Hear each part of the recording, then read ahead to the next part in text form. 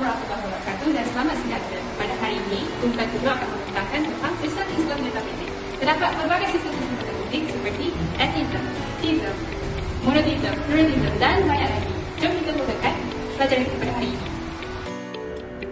Ini adalah ahli-ahli kumpulan 7.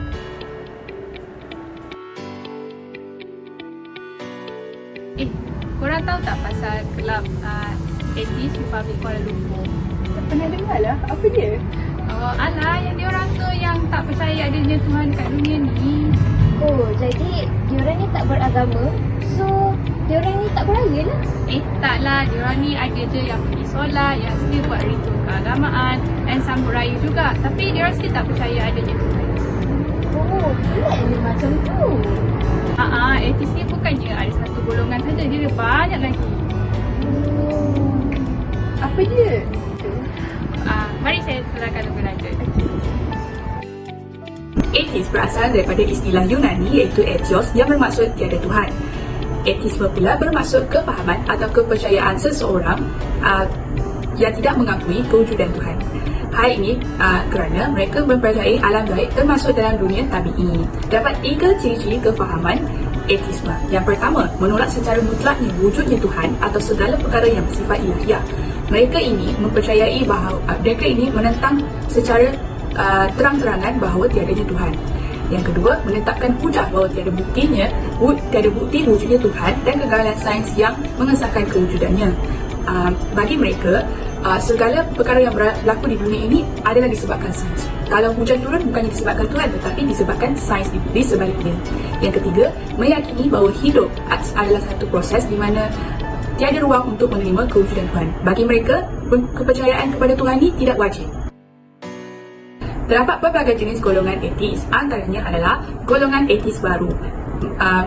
Mereka berpendapat bahawa sains mampu menjawab persoalan-persoalan dasar termasuk pertanyaan tentang kewujudan Tuhan. Sebagai contoh, mereka berasa segala agama harus dikritik dan dipersoalkan. Mereka berasa ilmu sains dapat menjelaskan segala pertanyaan kewujudan Tuhan itu.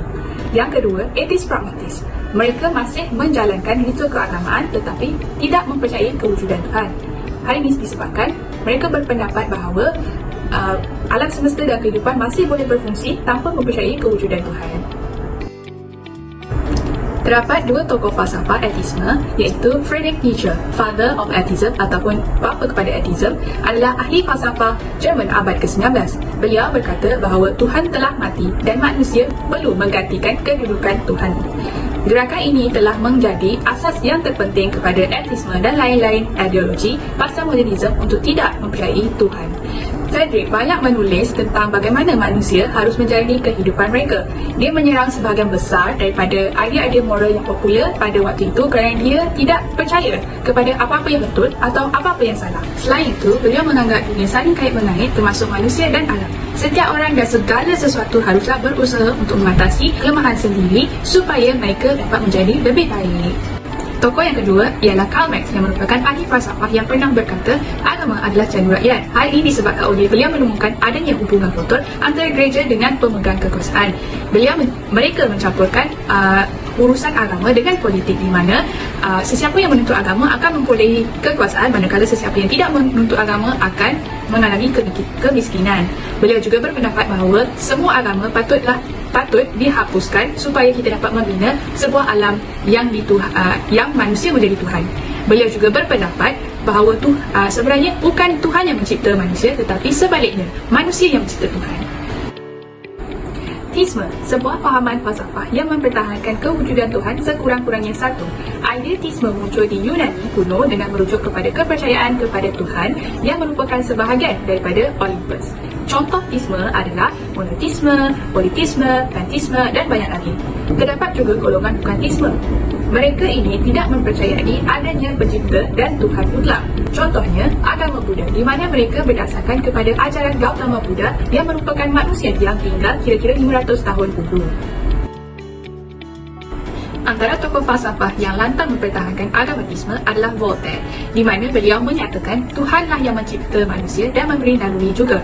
Selain itu, terdapat juga tokoh-tokoh agama yang bersifat teistik seperti agama Islam, Imam Ghazali yang menyatakan Allah yang menciptakan alam ini. Selain itu, tokoh agama Kristian, Saint Augustinus yang menyatakan Tuhan diciptakan dengan sendirinya. Akhir sekali, tokoh agama Yahudi, Ibnu Maimun, Tuhan tidak menyerupai mana-mana makhluk.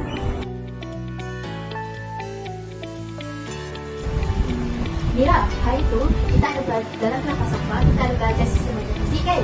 Jadi, saya bertanya-tanya, agama Islam ni di bawah sistem apa Agama Islam ni kan percaya pada satu Tuhan saja. Dan bila percaya pada satu Tuhan saja, ia bermaksud ia di bawah sistem monoteisme. Dan sistem monoteisme ni percaya Tuhan yang berkuasa atas segalanya.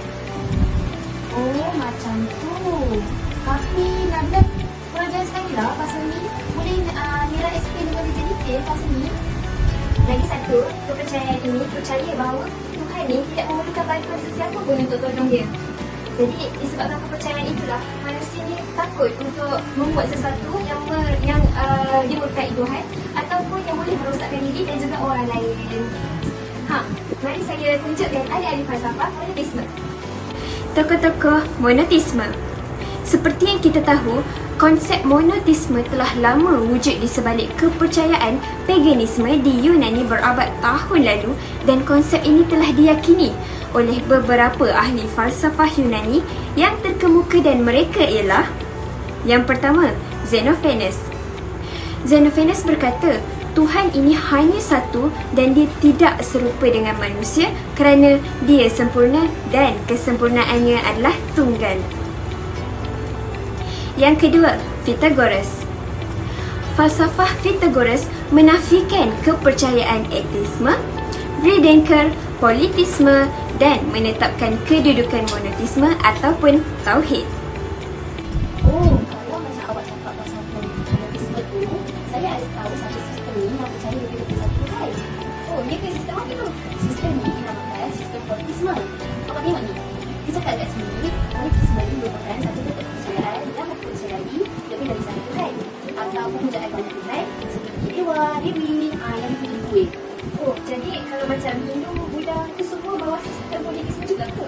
Betul tu. Agama Hindu, Buddha, Sinto, Hindu Purba, agama tradisi orang Cina, semuanya di bawah sistem ni. Mira nak Nabila terang lebih lanjut tak pasal sistem ni? Boleh juga? Okay, jom. Politisme berasal dari bahasa Yunani iaitu poli dan trio yang membawa maksud banyak Tuhan. Lawan bagi fahaman ini adalah monoteisme iaitu tauhid atau kepercayaan yang hanya mengakui ketuhanan yang satu. Politisme merupakan agama atau keyakinan masa lampau dan untuk pertama kalinya politisme sebagai fenomena saintifik mula dipelajari dalam Renaissance. Sebelum itu, orang Eropah hanya terlibat dalam kajian mitos kuno. Tokoh bagi politisme ini adalah Philo dari Alexandria. Pertama kali ianya dipakai oleh penulis ini untuk membantah orang-orang Yunani saat penyebaran agama Kristian di seluruh Eropah dan Mediterranean. Bangsa ataupun agama bukan Yahudi dianggap kafir. Istilah yang lazim dipakai orang Yahudi ke orang bukan Yahudi atau penyembah berhala iaitu setempat atau dalam penyembahan berhala yang jelas-jelas merendahkan menyembah dewa palsu. Contoh agama yang mempunyai kepercayaan politisme ini adalah agama Hindu, Buddha, Sinto, Yunani Purba, agama tradisi orang Cina, kepercayaan Neo-Pagan dan Paganisme dan Inggris Saxon. Dan jenis Tuhan yang terdapat dalam politisme ini adalah Ganesha, Dewa Bulan, Brahma dan Dewi Ibu. Korang tengah buat apa tu? Kita orang tengah bincang tentang sistem metafizik ni. Saya tahu satu sistem metafizik ni. Saya tahu pluralisme. Oh, ya ke? Sistem apa tu? Pluralisme ni, diorang percaya bahawa semua agama adalah sama dan semua agama adalah benar. Jadi, diorang rasa, bagi diorang, semua agama ni tiada agama yang paling berkuasa. Oh, macam tu rupanya. Ada lagi ke mengenai sistem ini? Antara salah satu pluralisme, kerajaan Ayah Fir pun tergolong dalam pluralisme. Okey, mari saya terangkan dengan lebih lanjut. Pluralisme mempunyai 4 definisi umum iaitu: definisi pertama, pluralisme menganggap semua jalan agama lain adalah benar. Pluralisme menyimpulkan bahawa agama adalah banyak atau kepelbagaian.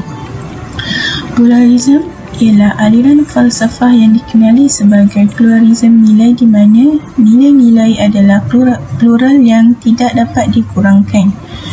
Idea politik interaksi aman antara individu dan kumpulan kepercayaan agama yang berbeza serta bukan penganut. Kesimpulannya, pluralisme dapat merujuk sebagai menghormati dan bertolak ansur dengan agama lain. Antara contoh-contoh golongan yang ini di Malaysia ialah Kerajaan Ayapin, penganut Johin dan fahaman Transcend Unity of Religion atau Sophia Prenis. Antara tokoh-tokoh yang kuat menyebarkan kepercayaan ini ialah John Hick. Beliau merupakan seorang ahli falsafah agama dan teologikal. Beliau menyatakan bahawa manusia beragama kerana ingin merasakan ketuhanan. Tetapi bagi beliau, semua agama dan Tuhan itu sama. Hal ini kerana baginya tiada satu pun agama mampu membuktikan tentang kewujudan Tuhan itu. Beliau berpendapat bahawa pengalaman beragama dipupuk melalui budaya kehidupan masing-masing. Ideologi Hick banyak dipengaruhi oleh falsafah Immanuel Kant. Daripada situ, beliau menggunakan ideologi Kant sebagai teras untuk pluralisme. Seterusnya, saya akan menerangkan mengenai sistem metafizik agnotisme. Agnotisme ini faham bahawa nilai kebenaran dakwaan tertentu, terutamanya dakwaan mengenai kewujudan atau ketidakwujudan suatu Tuhan atau Dewa, tetapi juga dakwaan keagamaan dan metafizik lain yang tidak diketahui atau tidak dapat diketahui. Ahli falsafah agnotisme ialah Thomas Henry Huxley. Dia mengatakan bahawa humans cannot know of the existence of anything beyond the phenomena of their experience. Yang bermaksud, manusia ini tidak tahu kewujudan sesuatu perkara yang melampaui fenomena daripada pengalamannya. Seterusnya, sistem metafizik yang terdapat ialah monisme dan dualisme. Monisme adalah konsep metafizik dan teologi bahawa hanya ada satu substansi dalam alam. Konsep ini yang mengiktirafkan satu bahan sebagai asas dunia dan ianya bertentangan dengan dualisme dan pluralisme. Konsep monisme seringkali dihubungkan dengan panteisme dan konsep Tuhan yang kekal. Manakala untuk dualisme pula, pengajaran yang diteruskan dalam penjelasan keberadaan dari adanya dua prinsip yang bertentangan, iaitu material dan spiritual. Dalam bentuk yang paling moden dalam falsafah zaman moden ini, dualisme disajikan dalam ajaran R. Descartes, iaitu ada dua zat, iaitu jirim dan roh. Dan ianya adalah harta utama atau sifat, jirim adalah perpanjangan dan pemikiran roh. Di dalam sistem ini juga terdapat perbezaan di antara monisme dan dualisme. Antaranya ialah monisme, sesuatu di alam semesta dicipta dari satu realiti dan dikurangkan dari realiti, menyatakan bahawa semua roh individu diciptakan dari semangat tertinggi iaitu Brahman. Segala sesuatu di alam semesta adalah ilusi atau maya.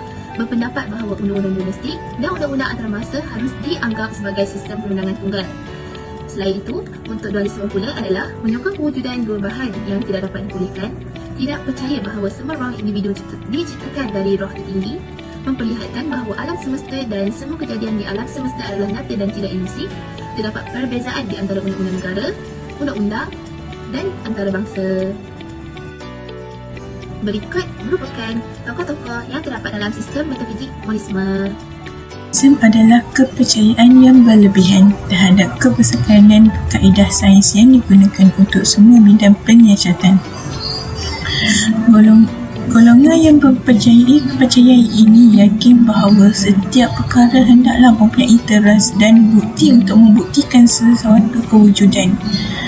Golongan ini berteraskan sains sehingga menganggap sains adalah Tuhan mereka.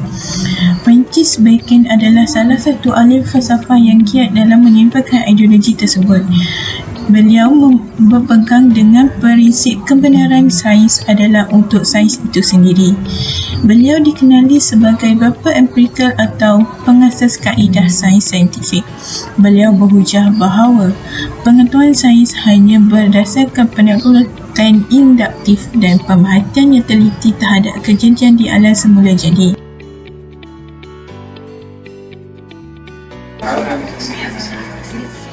Hai Hidayah, awak tengah buat apa tu? Hai Farisha, saya tengah ulang kaji untuk kuis malam ni. Alamak, kuis? Kuis yang mana satu ni? Kantor, tidur masa kelas. Adalah cikgu beritahu kuis tentang sistem metafizik malam ni tau. Ada ke? Tak perasan dah pula. Alah, dah tak study apa-apa lagi ni. Okey, tak apa. Jom kita orang kaji sama-sama. Kalau awak nak tahu, sistem metafizik ni ada banyak jenis. Salah satunya ialah realisma.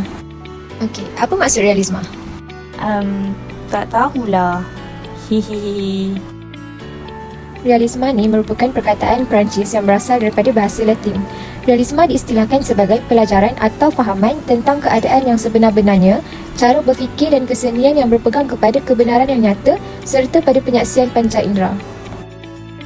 Realisma juga adalah sebuah falsafah yang mengkaji tentang objektif wujudnya dunia serta segala makhluknya dan hubungannya antara satu sama lain. Di samping itu, fahaman ini percaya kepada wujud umum, iaitu perkara-perkara yang dapat kita perhatikan serta buktikan kewujudannya. Oh, lah. Lepas tu realisma ni dia bertentangan dengan idealisma kan? Setahu saya kalau idealisma ni dia berasal daripada perkataan Yunani, iaitu ideal yang bawa maksud idea, manakala isma pula adalah ajaran atau fahaman. Fahaman idealisma ini dia menjadikan fikiran dan logik sebagai kunci kepada alam realiti. Jadi pada mereka, kewujudan objek-objek fizikal hanyalah perkara yang tiba dalam fikiran manusia sahaja. Kalau Hidayah nak tahu, ahli-ahli fahaman idealisme ni sering bertentangan pendapat dalam banyak perkara kerana mereka semua mempunyai pendapat dan fikiran masing-masing. Namun mereka bersepakat jiwa dan kerohanian. Jadi di sini kita boleh simpulkan bahawa kedua-dua fahaman ini bertentangan antara satu sama lain kerana fahaman idealisme memandang alam kerohanian sebagai realiti, manakala realisme pula memandang alam kebendaan sebagai realiti. Betul tak? Betul-betul. Sebenarnya, selain daripada realisma dan idealisma, fahaman mekanisma juga tergolong dalam sistem metafizik. Mekanisma ni sebuah teori di mana alam diandaikan seperti mesin, manakala makhluk adalah mekanik. Teori falsafah ini juga berpendapat bahawa segala peristiwa yang berlaku, baik yang merangkumi benda hidup atau bukan, adalah menurut rentetan sebab dan akibat tanpa sebarang pengecualian. Maksud rentetan sebab dan akibat ni dapat dikaitkan dengan andaian manusia sebagai mekanik yang bertanggungjawab mengendalikan mesin, iaitu alamlah sebagai perumpamaan. Dalam erti kata lain, menurut teori mekanisme, segala peristiwa yang berlaku adalah hasil atau akibat daripada sebab perbuatan makhluk. Oh, faham. Tapi kalau untuk fahaman nominalisme pula, awak tahu tak Hidayah? Nominalisme? Ada ke? Kenapa macam tak pernah dengar? Kantoi tidur juga. Macam ni. Fahaman nominalisme ni dia asalnya daripada perkataan bahasa Latin yang membawa maksud nama. Jadi, nominalisme ni beranggapan bahawa universal tidak ada di alam realiti dan tidak juga di dalam fikiran manusia. Namun, hanya sekadar nama yang diberi oleh manusia untuk menunjukkan kesamaan di dalam kelompok yang tertentu. Tahu tak, kebanyakan nominalis ni berpendapat bahawa alam semesta ni wujud selepas hal-hal tertentu seperti letusan besar Big Bang. Jadi, kiranya mereka ni mempercayai bahawa tidak ada yang umum kecuali nama. Oh, macam tu. Terima kasih Farisha. Saya terlepas pandang pula tadi. Sama-sama Hidayah. Sekarang baru saya faham maksud bagi setiap sistem metafizik. Terima kasih juga.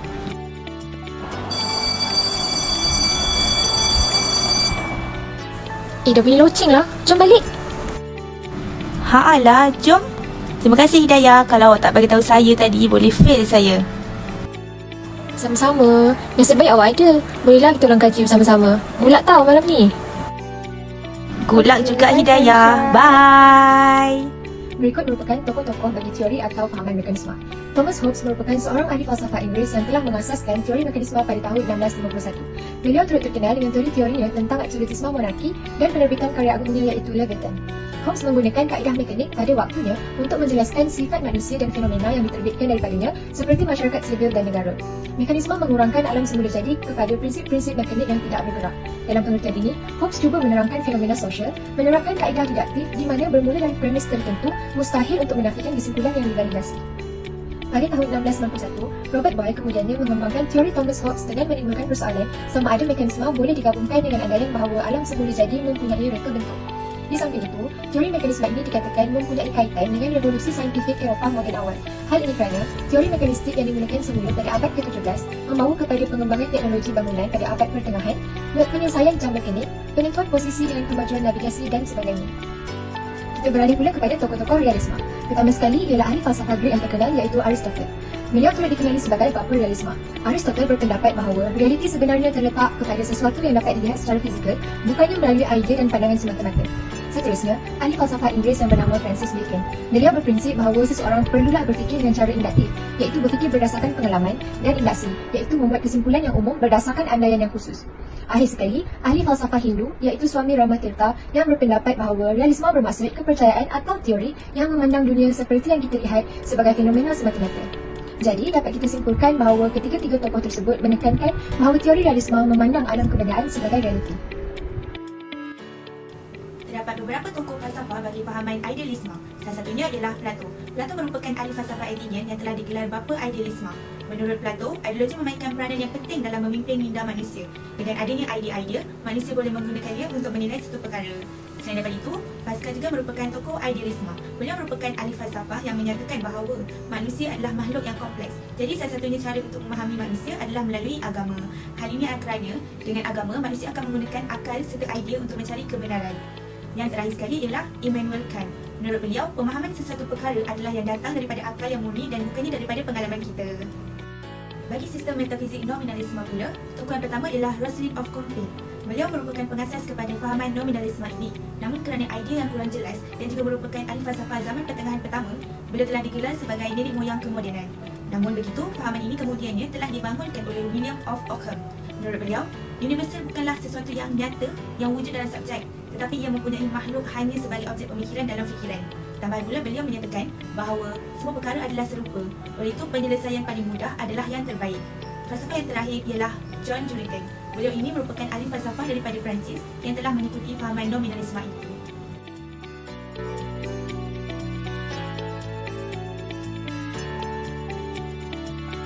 Assalamualaikum Nisa. Waalaikumsalam Anisha. Kenapa? Ada apa-apa yang Nisa boleh tolong ke? Macam tahu-tahu je Nisa ni. Sebenarnya masa kuliah berkenaan metafizik untuk kemajuan ilmu hari tu, Anisha kurang fahamlah tentang saintisme dan positivisme. Boleh tak Nisa terangkan lagi? Lah, ya ke? Boleh je kalau nak Nisa terangkan. Macam ni. Metafizik diaplikasikan dengan lebih meluas seiring dengan perkembangan sains, teknologi dan inovasi yang melibatkan beberapa aliran falsafah iaitu saintisme, positivisme, konvensionalisme dan juga operasisme. Oleh itu, saya akan menerangkan apa itu saintisme dan juga positivisme. Saintisme merupakan suatu kepercayaan yang meletakkan martabat sains begitu tinggi sehingga menjadikan sains sebagai kebenaran yang mutlak, dan aliran ini juga tidak mengedahkan kaedah-kaedah lain dalam menyelesaikan masalah. Bukan itu sahaja, saintisme ini menggunakan kaedah empirical di mana mereka melakukan kajian melalui pemerhatian mereka sendiri. Dan mereka juga bergantung kepada eksperimen untuk mengumpul data-data tersebut. Kaedah ini ditolak oleh agama Islam kerana pemahaman mereka hanya berdasarkan logik dan saintifik sahaja. Jadi sebagai seorang yang beragama Islam, implikasi bagi falsafah saintisme ini akan mengakibatkan akidah seseorang itu terpesong, pemeliharaan syariat Islam akan terjejas dan akan berlakunya dominasi ilmu sains dan teknologi oleh orang bukan Islam. Seterusnya kita akan lihat aliran falsafah positivisme. Aliran ini dapat ditakrifkan sebagai aliran falsafah yang bergantung kepada fakta-fakta yang jelas dan nyata serta berdasarkan hukum-hukum sains. Bukan itu sahaja, menurut landasan sejarah, positivisme merupakan satu kaedah yang meliputi ilmu sains sosial sekitar zaman pencerahan Eropah. Jadi, pengasas bagi aliran positivisme ini adalah Auguste Comte yang hidup sekitar tahun 80-an. Beliau mengembangkan idea sains positif atau positivisme ini pada tahun-tahun pertama hidupnya.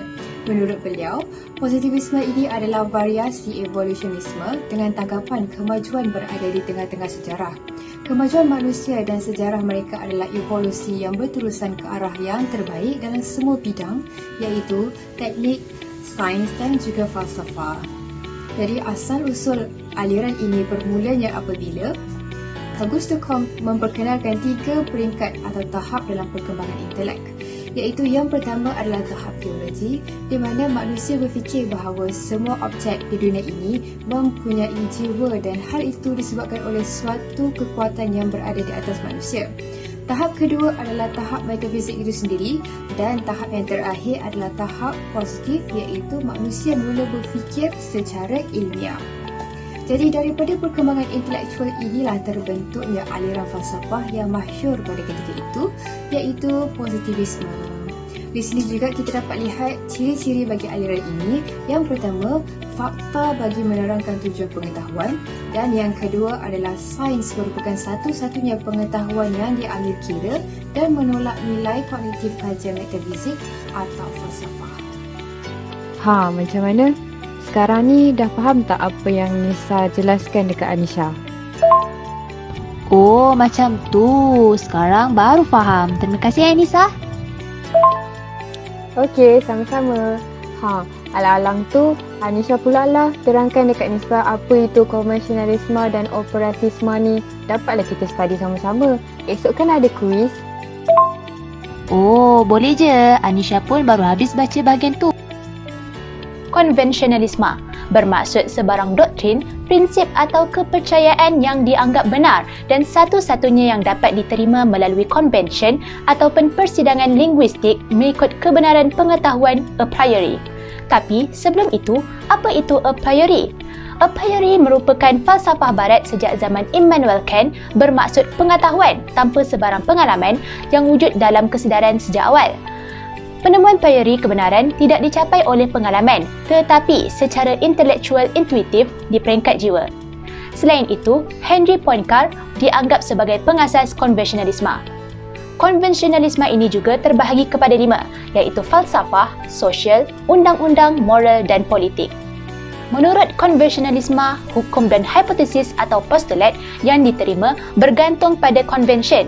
Melalui konvensyen inilah, mereka cuba menentukan bahawa teori atau hukum sains yang baru itu benar, walaupun dengan hanya melalui konvensyen. Walaupun sikap ini biasanya dipegang berkenaan dengan peraturan tata bahasa, pengaplikasiannya terhadap cadangan etika, undang-undang, sains, matematik dan logik lebih kontroversi. Akhir sekali, operasisme ataupun operasionalisme. Definisinya merupakan sikap falsafah yang bertujuan untuk menghubungkan semua konsep saintifik kepada kaedah-kaedah uji kaji. Dalam falsafah daripada sains, percubaan untuk menentukan semua konsep sains dari segi operasi yang diterangkan secara khusus daripada pengukuran dan pemerhatian. Selain itu, untuk mentakrifkan sesuatu konsep sains, ia mestilah dinyatakan dengan jelas bagaimana uji kaji itu dilakukan disertai dengan syarat-syarat yang berkenaan. Seterusnya, cadangan yang tidak dapat disahkan melalui pengukuran dan pemerhatian ditolak sebagai tidak bermakna. Contoh bagi operasionalisme ialah bagi panjang batang boleh didefinisikan sebagai berapa kali tongkat tertentu diletakkan di hujungnya di sepanjang batang itu.